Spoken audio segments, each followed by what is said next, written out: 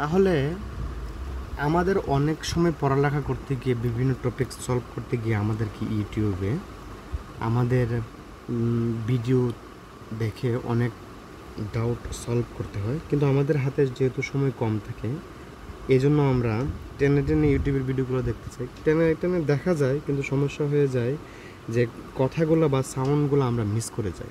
এই জন্য আজকে আমরা দেখব কীভাবে ইউটিউবে দ্রুত ভিডিওর স্পিড বাড়িয়ে নেওয়া যায় এবং অল্প সময় কীভাবে একটা ভিডিও সলভ করে দেখা যেতে পারে। এই জন্য আমরা চলে যাব ইউটিউব অ্যাপ অপশনে। ইউটিউবে চলে গেলাম, হ্যাঁ এখানে হোমে গেলাম। হোমে গিয়ে আমার যে কোনো একটা পছন্দের ভিডিও আমি বের করে নিব।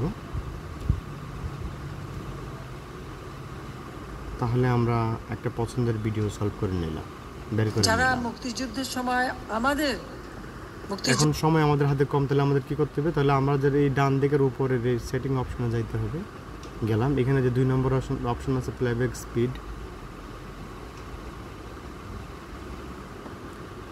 প্লেব্যাক স্পিড অপশনটি দেখতে পাচ্ছেন, আমরা এখানে ক্লিক করব।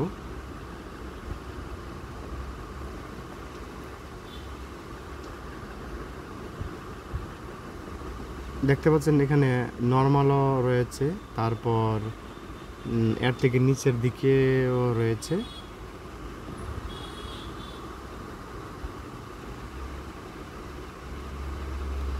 আবার এগুলো উপরের দিকেগুলো হচ্ছে আপনার ভিডিওকে স্লো করে দিবে, আর নিচের দিকেরগুলো হচ্ছে আপনার ভিডিওকে স্পিড বাড়িয়ে দিবে।